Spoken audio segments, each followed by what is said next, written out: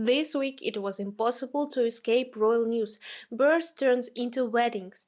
William and Kate's sweet appearances were followed by Trump's comments on Harry and Meghan's future, and we saw them as an Invictus Game opening. So without further ado, welcome to All About Royal. My name is Karina and these are the royal news of the week. The week started with new photo of Catherine. She shared it for World Cancer Day with the caption, "Don't forget to nurture all that lies beyond the illness." Catherine. And we are not only interested in this beautiful picture that radiates strength. Catherine has often said she finds her strength in nature, but also in who took it. The photographer was Prince Louis. It seems that he not only looks like Catherine, but also shares her talents. Immediately, this photo was compared to another taken by Prince William when he was 7 years old.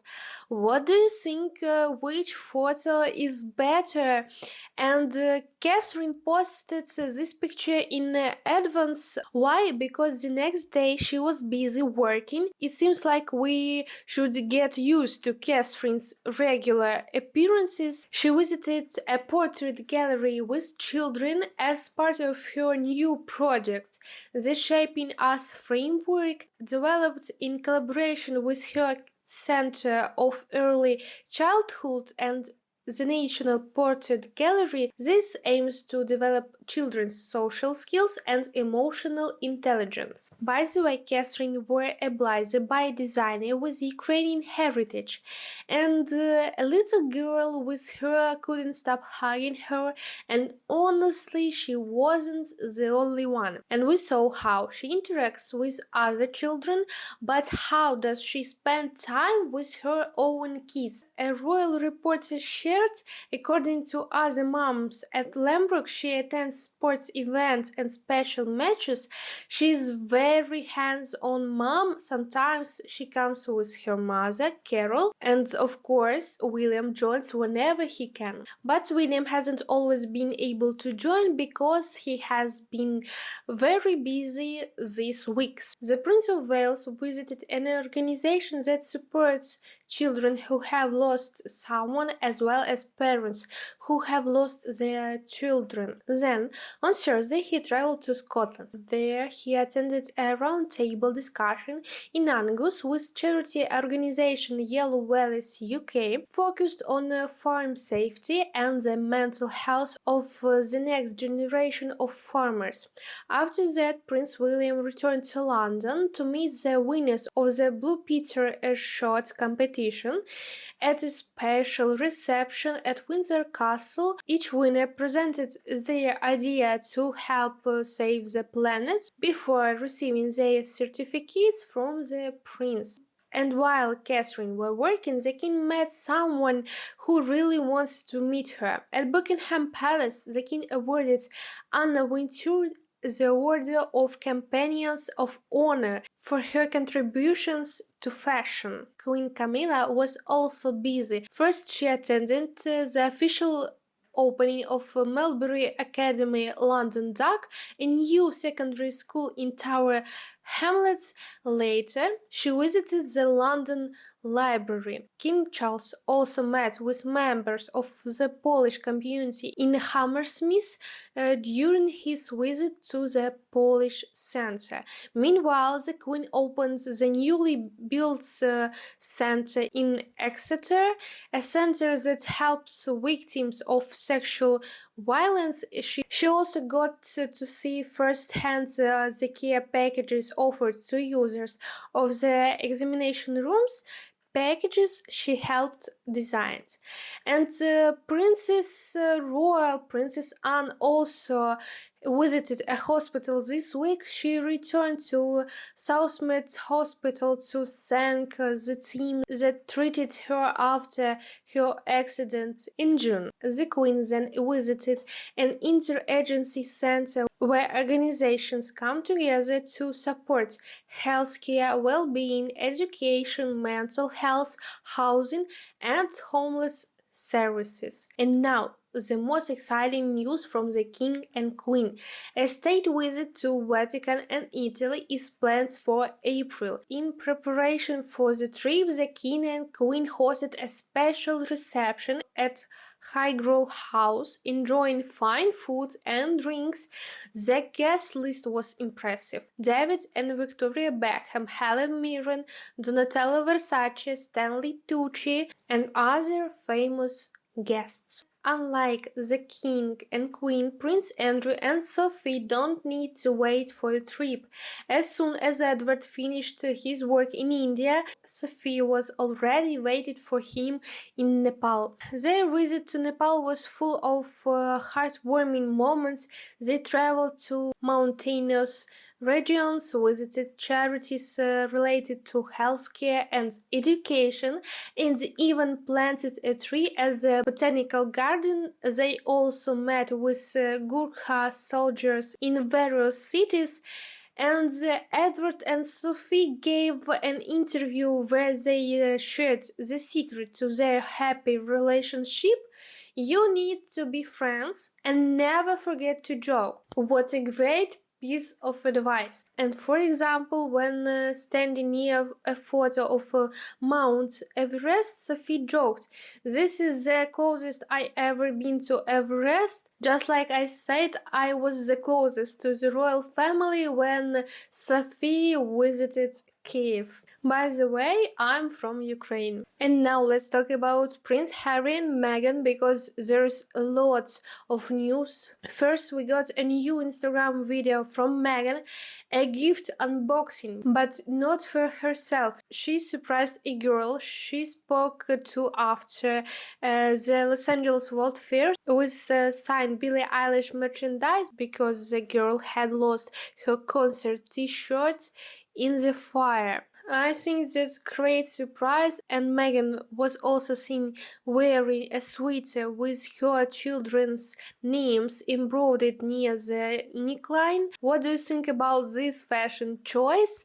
And later, media reports surfaced about their private New Year's cards being spotted in an interview video with Gloria Steinem.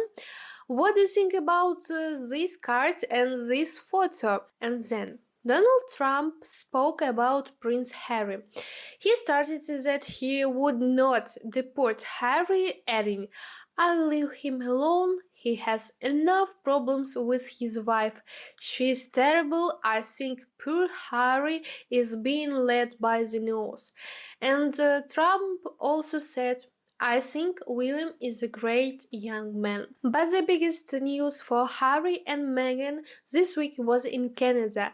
The Invictus Games began. First, Prince Harry and Meghan gave a speech at reception before the opening ceremony, and half an hour before the official ceremony, Meghan posted her first Instagram story about meeting with the teams. And then came the grand opening. We saw Harry and Meghan around 5 or 6 times during the event, and during the speech, Boeing director expressed pride in Harry. And the opening was spectacular, featuring many celebrity guests, including Chris Martin, Coldplay, and Katy Perry. Chris even composed the Invictus Games anthem and called Harry a great and kind guy, making Harry visibly emotional. Of course, Harry also gave a speech right after a kiss from Meghan, and it seemed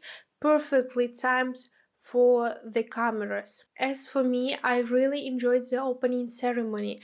The way all teams and my Ukrainian team were presented and how well the organizers did their job. And also Meghan was seen filming during the opening ceremony, which later appeared in her Instagram stories, and now we get to see the event through Meghan's eyes.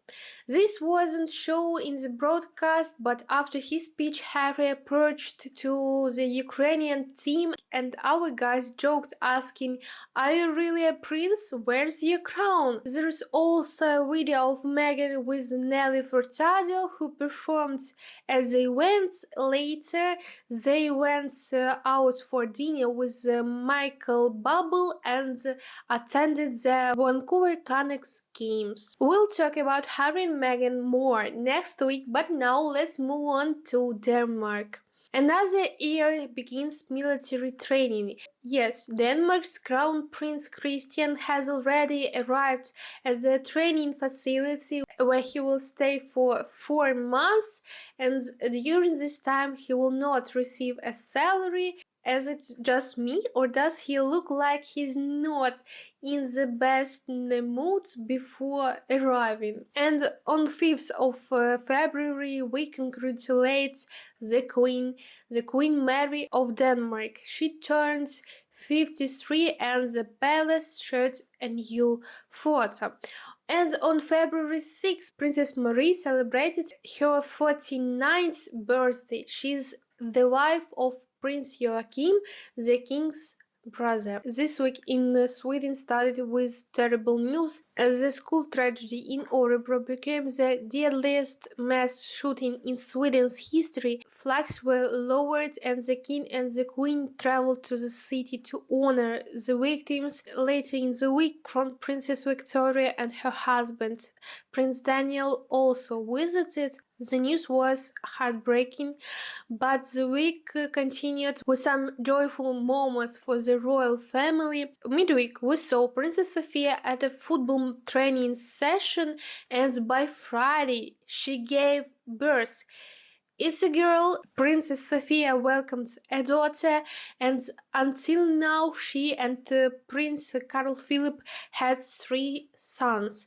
Later we saw the happy parents leaving the hospital. On Monday, a small celebration took place where they announced the babies' names. Princess Ines, Maria, Lilian, Sylvia.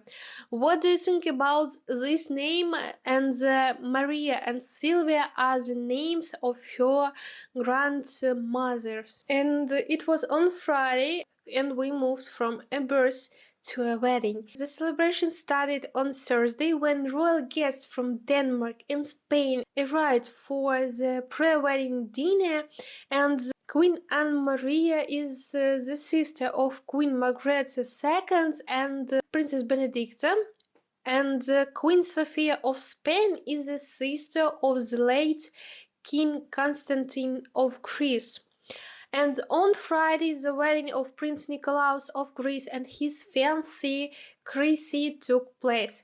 What do you think of the dress and tiara? And like other brides who married into the Greek royal family, Chrissy chose the antique corsage tiara. This tiara was created for Anna Maria's 18th birthday, and she later became the Queen of Greece. Then it was passed to Princess Marie Chantal for wedding. And for the past decade, Princess Tatiana, Prince Nikolaos' ex-wife, was the main wearer of tiara. And most recently, Princess Nina wore it at her wedding and for the gala for Queen Margaret's Golden Jubilee. Then we saw the newlyweds exiting the church. Now they are husbands and wife.